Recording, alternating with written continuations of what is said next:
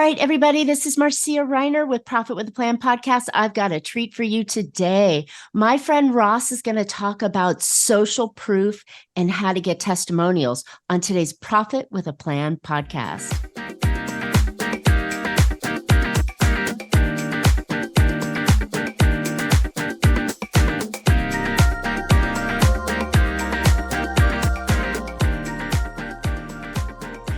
Hey, entrepreneurs, are you trying to make bigger profits in your small business?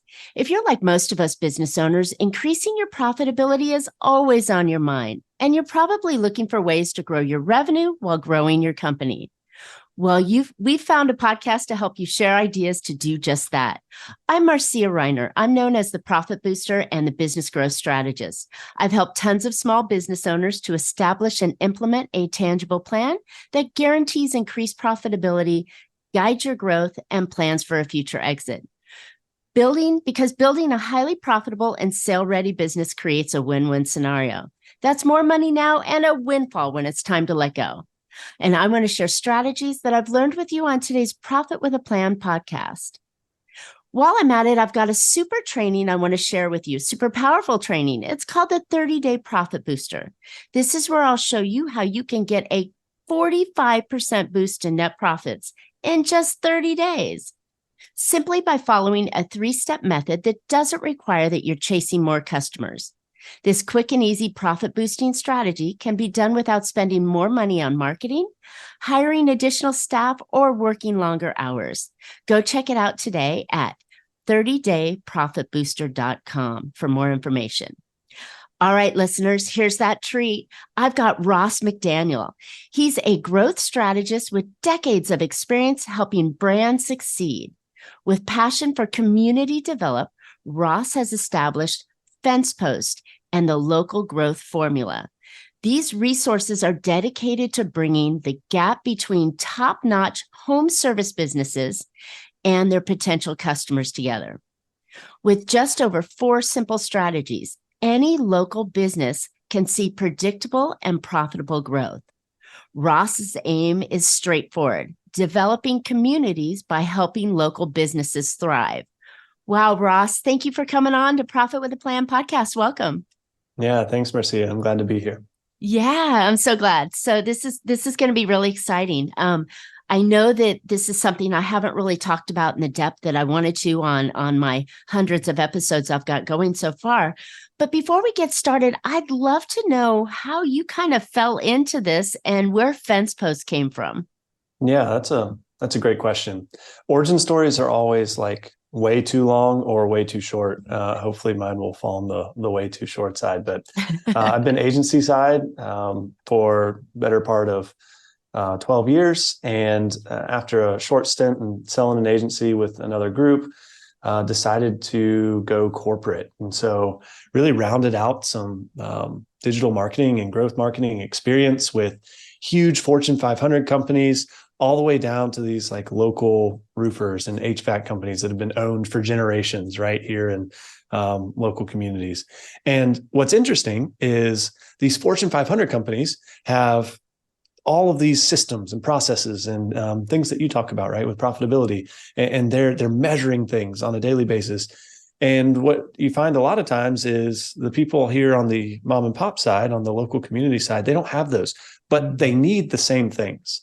And so our experience was radically different and yet similar in terms of need. And then the thing that rounded it all out was, man, it's so much fun getting to directly impact a second generation roofing company in a way that is meaningful to their bottom line. And they share those numbers with you and they're inviting you out to dinner and so on and so forth. So I guess in a nutshell, what you could say is I started Fence Post to try to give local thriving home service businesses the same opportunities via systems that enterprise level clients of mine were getting in years past.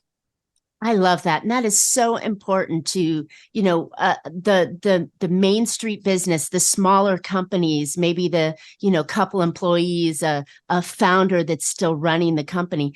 They don't think about themselves or act like a big business does. And I think that hurts them. So I'm so glad you're bringing those processes back into their space so they can understand that these are just common tools and you don't need a Truly. lot of people to do them. So I'm glad you're bridging that gap. That's an important piece that's often overlooked. So cool. Exactly right.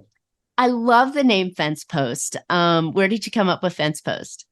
It's kind of silly, but if you think about it, whether it's a door, a fence, or whatever, there's a place where somebody who is in dire need of a home service and somebody who's in dire need of somebody to provide a home service to, the first point they're going to meet after the phone call and everything else is the fence post. When, think about the Mayberry days, right? When you're opening up the fence and the milkman's coming up to the door, just the fence post. I think I love we it. help bridge that gap. Yeah. I love it. It's very quaint, small Quaint. town, and That's right on right. point, I think, for what you're doing, and unique. You get so I many appreciate that. challenges trying to come up with a company name that I Oh think you man, did yeah. well, and it was super cute. So I wanted to bring that part of the story out on it.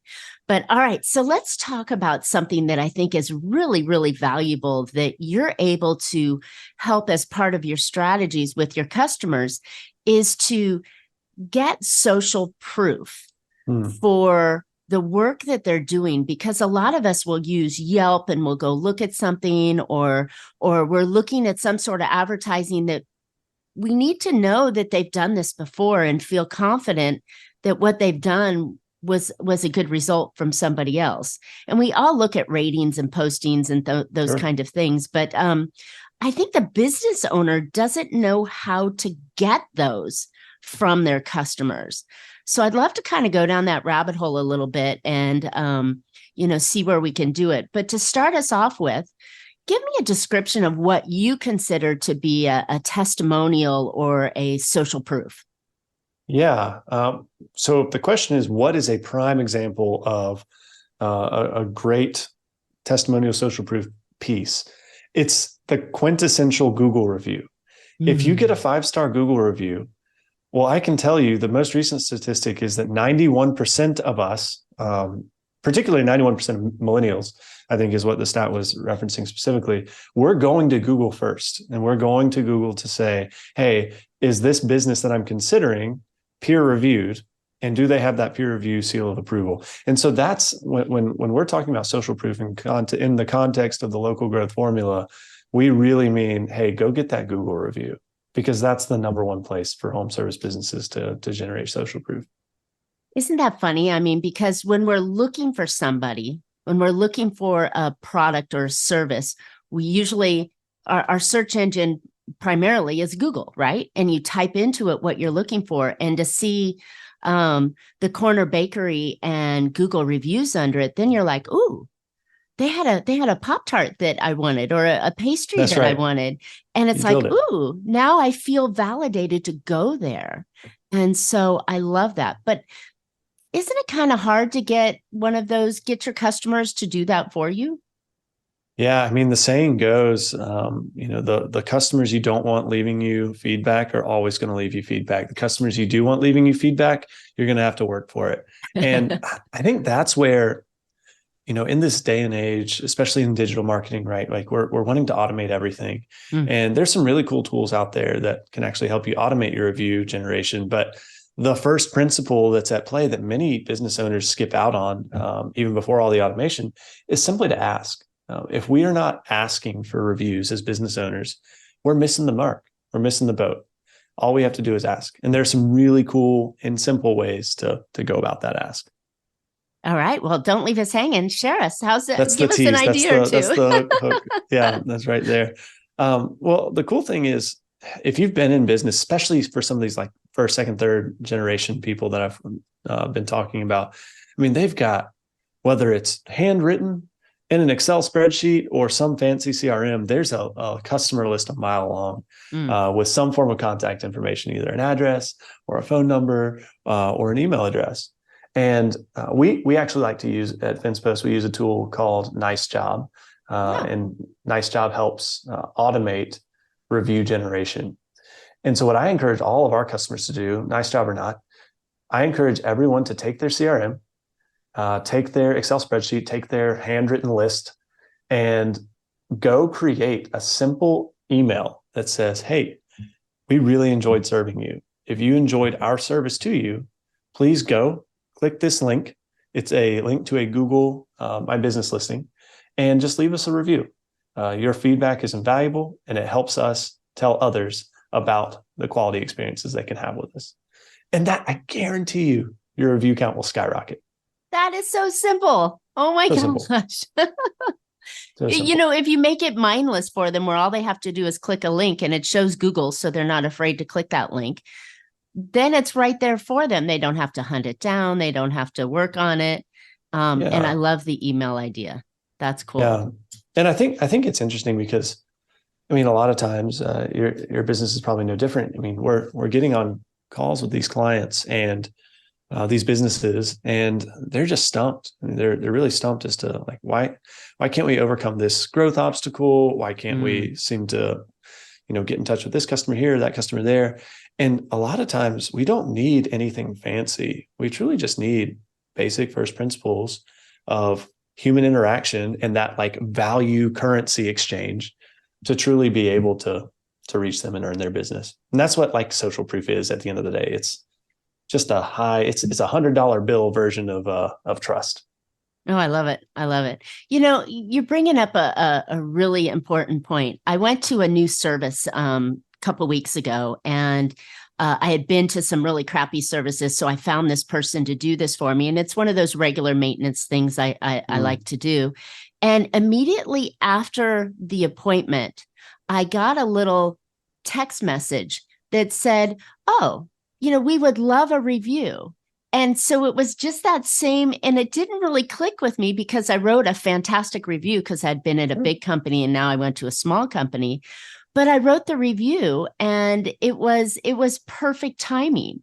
So is that the best timing, that like when you're leaving the business, or when the business has just gotten finished, that you reach out and ask for that review? Yeah, that's a great question. That's actually why, if you are already collecting reviews, that's actually why you would come to somebody like FinSpost and say, hey, we're collecting reviews already. We know our average review response rate, and we really want to optimize it. We want to dial it in, because that's when a company like ours will come in and we'll actually do audits on your current review response rates. We'll do audits on what your review request process is, and then come back with what we know our playbooks to be effective for this industry or that industry. And so that's a long way of saying it depends. I think for many home services, a cleaning company is a classic example, or a pressure washing company. You go to the door wearing a nice polo, you've got your equipment, your truck there, shake a hand. Hello, I'm John with ABC Pressure Washing. I'm going to pressure wash your driveway per the scope of agreement. Hour and 45 later, get done, go up, do the transaction. And that is the point where you get a formal ask, hey, will you please review us? Be on the lookout for a text, and then actually a text to your phone. But what's really cool about these is like, that's not the first touch point isn't always the time of optimal review. A lot of times we've got second, third, fourth email sequence out 10 days. And that third email, I've seen from many companies, that third email about 5 days from service is actually when we get the best review response. Really? Now, obviously, it's going to vary. But yeah, if we have multiple touch points in play, that review response rate just skyrockets. I love it. And so what is a normal response rate? So if I put out 100 requests, how many should I expect, or what would I think is good? It's amazing. I mean, I know home services is a niche in and of itself, but truly, pressure washer to cleaning company to roofing company to pool cleaning to whatever else, pest control, I mean, they're all going to vary pretty radically. A lot of it depends on the level of urgency associated with the service request, right? I mean, if it's like holy cow, my kitchen's flooding, plumber, like maybe we'll emergency service, right? Right, emergency service. But if it's routine pest control, maybe we'll have a different experience there. I would say in general, 13 to 25% is probably a range that we want to be. It's not very high, but that just goes to show that's pretty high, though. You got to ask everybody. Yeah. That's not a bad thing. And then the more reviews you get, the more benefit it's going to be in your search, right? Oh I mean, yeah, I can absolutely. imagine. So for every 100 customers you get, say we'll call it 15 on the low end, that's 15 new clicks on your brand that will also boost you in the ranking, won't it? Absolutely. So when we're looking at, if you look at the anatomy of a Google search, really 70+%, I think, of searches are done on mobile devices now, especially Right. for home services. I got a lot of statistics. Let's go here or there on those, but it's a substantial number. And within that mobile Google search, we're really trying to gun for that, what's called the map pack, the Google 3 pack at the top. We want to be one of those top 3 listings that's before the scroll. And what Google favors in those heavily, extremely heavily, is your review count and your review quality. Wow. So we want to make sure that we have a substantial number of reviews and that they are frequent and fresh. Frequent and fresh are the way The to magic, do right? it. Frequent and Yeah, fresh. Okay. I love it. And more than just a thumbs up, you want a sentence or two, right? absolutely. Just is there any kind of is there any kind of length that is ideal that you'd want to have, or just anything? 5-star, Marcia was great. Done. Yeah, yeah. So length, I'm not as convinced on. Okay. What I am convinced on is we like move away from, okay, Google's going to favor this review and like Google equity to actual customer value and new customer equity, right? Where the anatomy of the review actually ends up being a sales tool. So at face value, 5 stars are great. People trust it. Boom. That's one level of value within the review.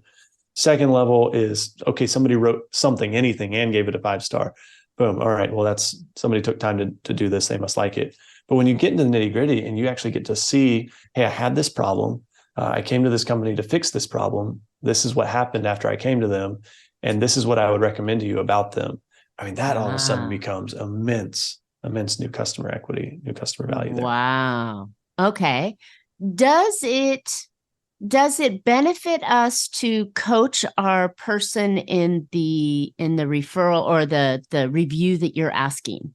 Here's an example, or could you follow this framework in that review? Is that something we could do, or is that just like forget it?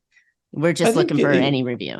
Yeah, I get your question. I think it's a good one. I think it also depends on the type of business that you're in. For you and I and others in the professional services space, absolutely, we're going to want to tailor that review and really help ground the experience for prospective customers, particularly for use in like Mm-hmm. marketing collaterals or things like Mm-hmm. that. In providing like a few questions that you then ask, hey, can I paraphrase your responses and so on and so forth. Sure. But I think in a Google review, you really run the risk of like, oh, okay, this is too much effort. It's a little We're too not going to do canned. this. Yeah, yeah. You just need the response, and Got so it. without having to elicit too much effort from them, you just want the review. Okay.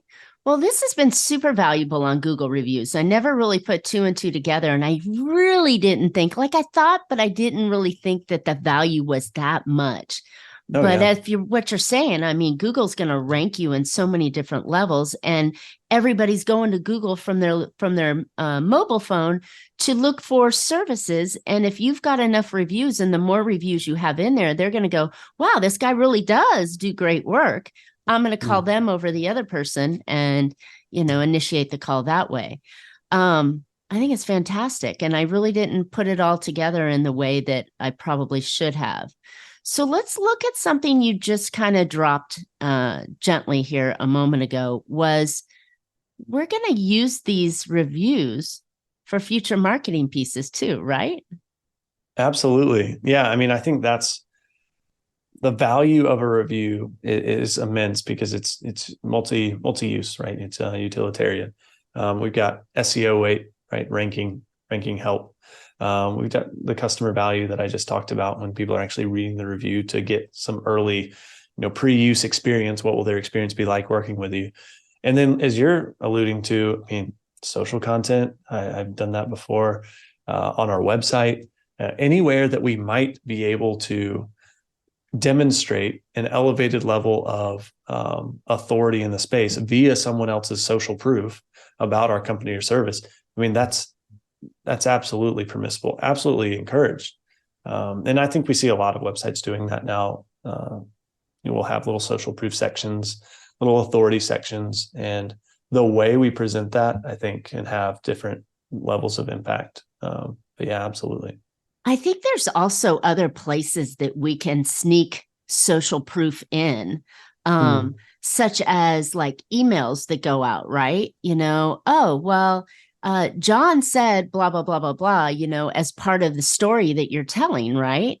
When you're doing follow-up or you're doing some sort of a nurturing campaign, because if you sell a bigger ticket item, if you're selling something one and done, then the sales cycle shorter. But if you're selling something bigger ticket, like maybe you're selling a new roof, or you're selling a consulting service, or you're selling something bigger, maybe a buying a home, the sales cycle tends to be a little longer, and moving your client or your prospective client through a nurturing campaign, I think you could use those social proof pieces throughout the campaign as well.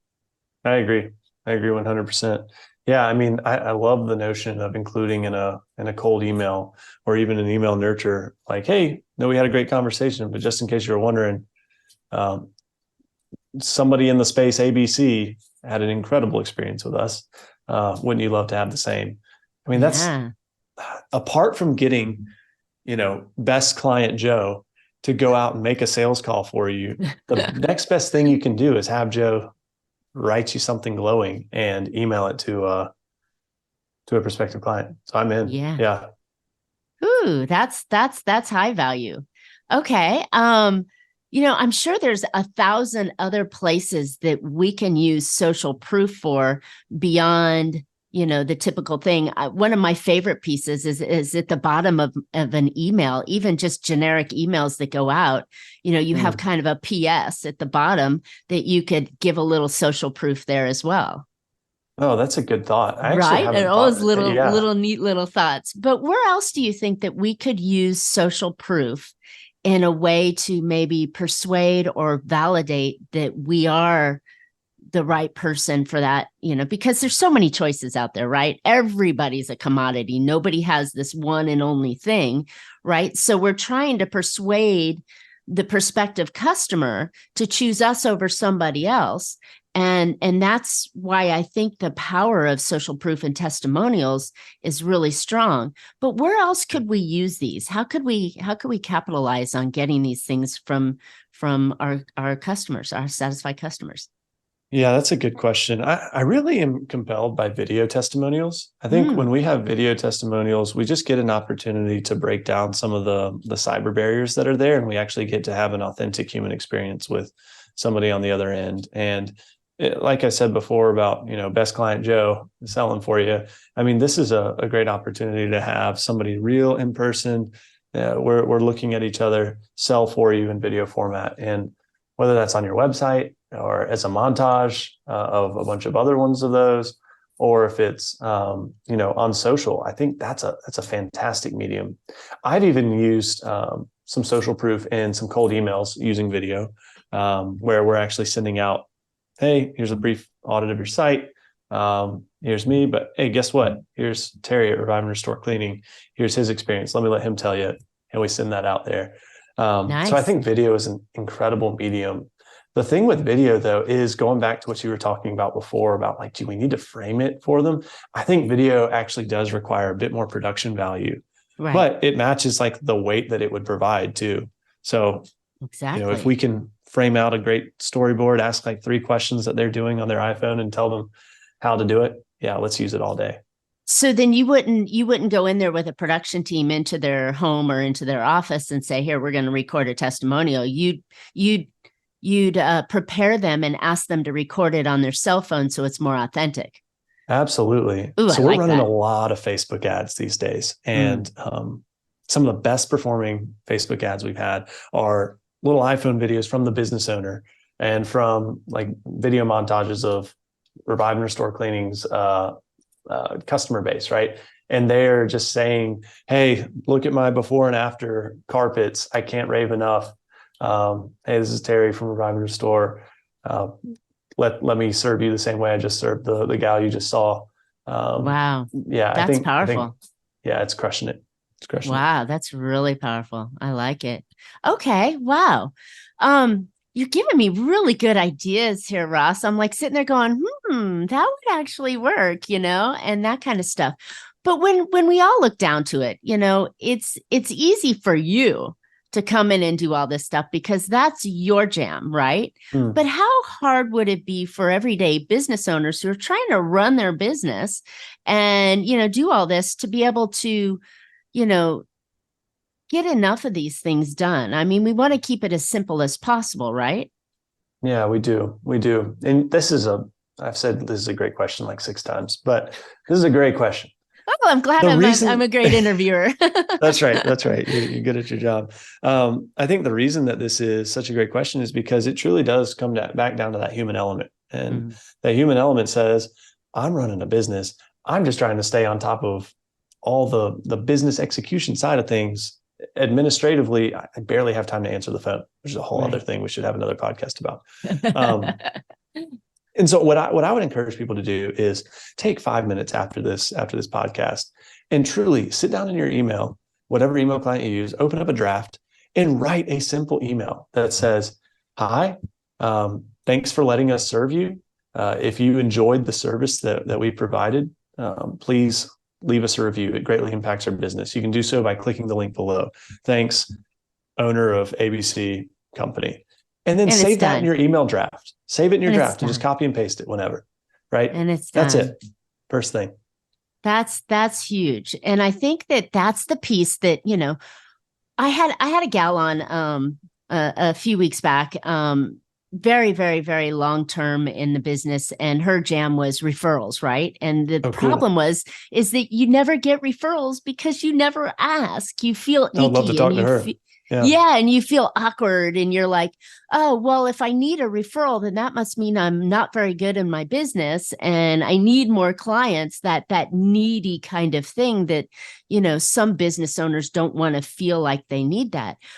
But a review is not asking for a referral, but the review leads to referrals. Bingo. So it seems like it's such an easy way to get your customers to brag about you, and then you repeat that out to everybody else in their own words, in their own voice sometimes. Yeah. And time again, that's what we hear all the time is like, hey, my review count skyrocketed to 50. You'll never guess my new customer inbound leads organically basically just means like I didn't go out and get them. They just came in, skyrocketed at the same time, right? Wow. And that's most often because conveniently, right?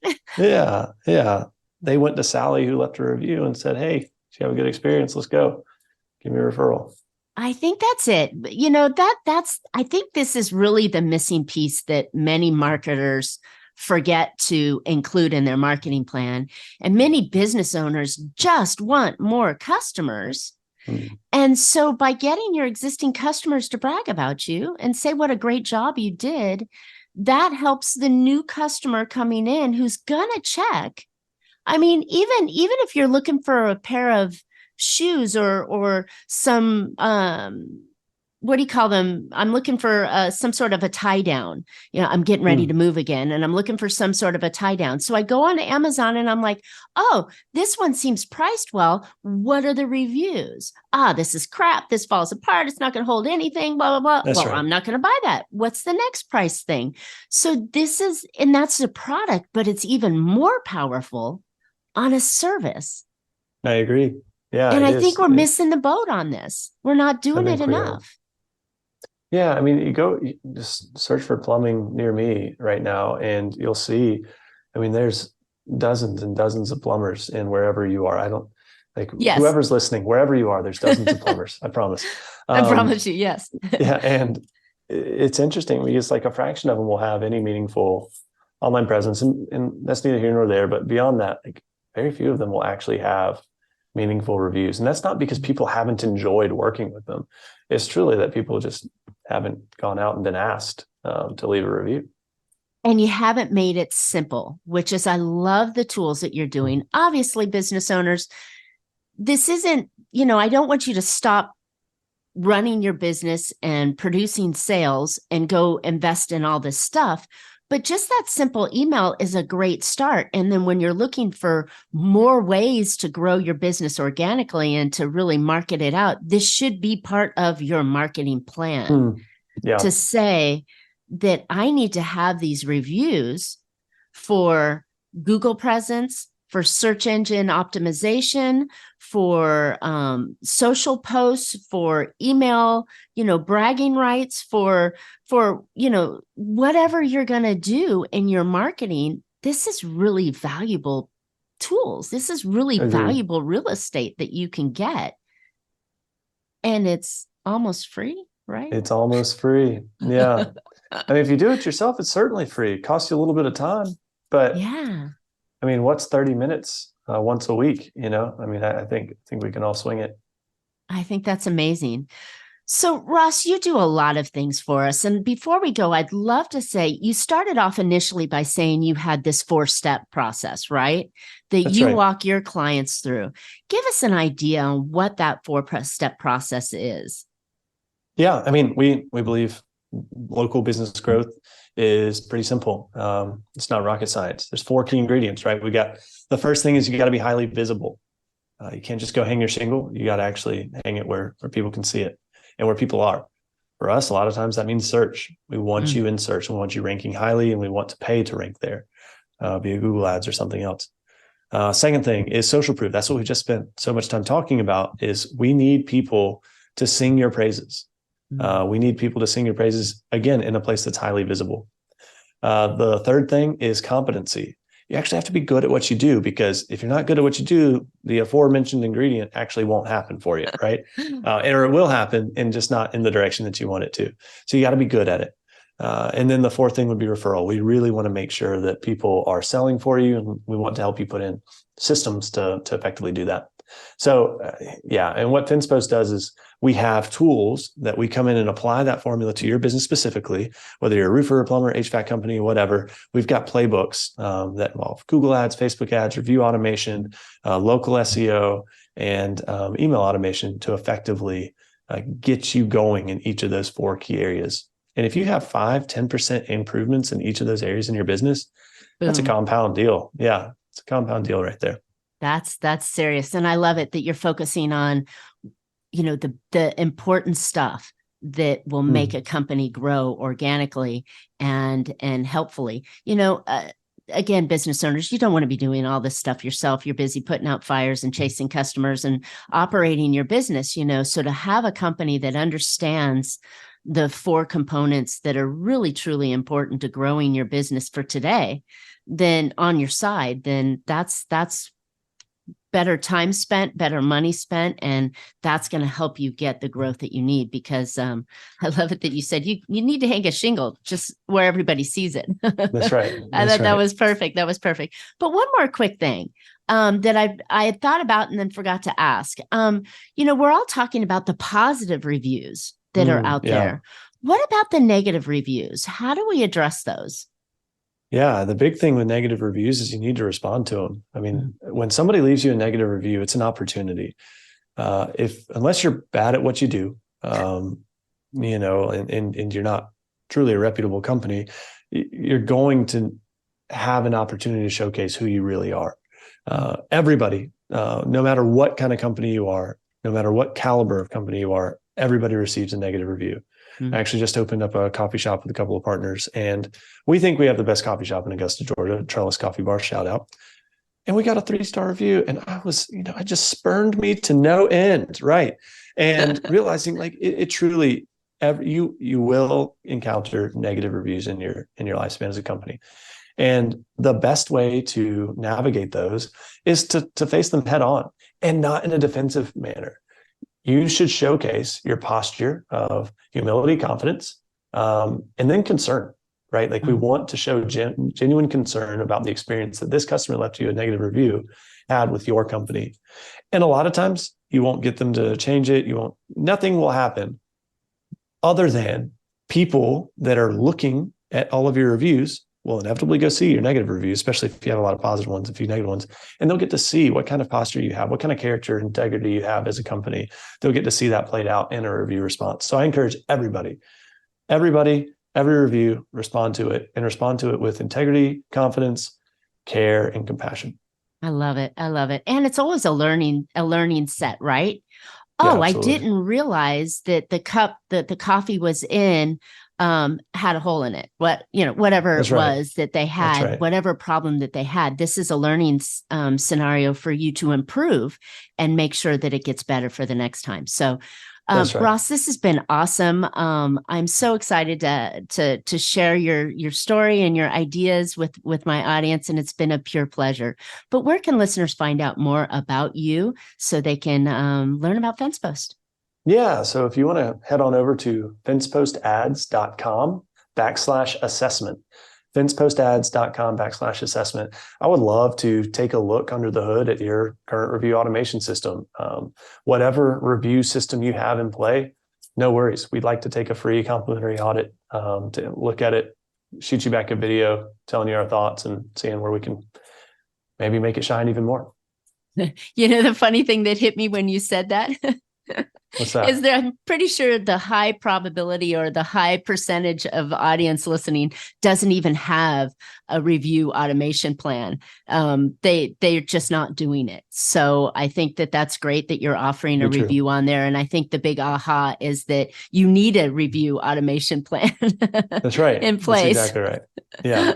I would agree. Obviously, but I think everybody that implements this will see tenfold return.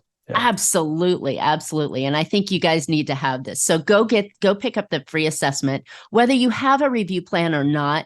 And then Ross can walk you through and tell you what he thinks you guys ought to have in place going forward and ways that he can help you do that. So I think it'll be a great offer. All right, listeners, thanks for listening today. I hope you found a couple ideas or two to put into your business that will help you be more profitable. As I mentioned before, how would you like to boost your net profitability by 45%? Don't think it's possible? Go check out my new training called the 30-Day Profit Booster. Remember, this quick and easy profit boosting strategy can be done without spending more money on marketing, hiring additional staff, or working longer hours. Go get more information at www.30dayprofitbooster.com. Ross and I would love to hear your questions or even comments on your best review or the worst review that you got and how you addressed it. Just share them in the comments on the podcast, and Ross and I will respond to them. And while you're at it, please subscribe. You don't want to miss today's or any future podcasts. And you can always catch Profit with a Plan on any of your favorite podcast players. And we're looking forward to more great profitable information on next week's show. So until then, make your plans and profit with them. Thanks so much, Ross. Thanks so much, Marcia.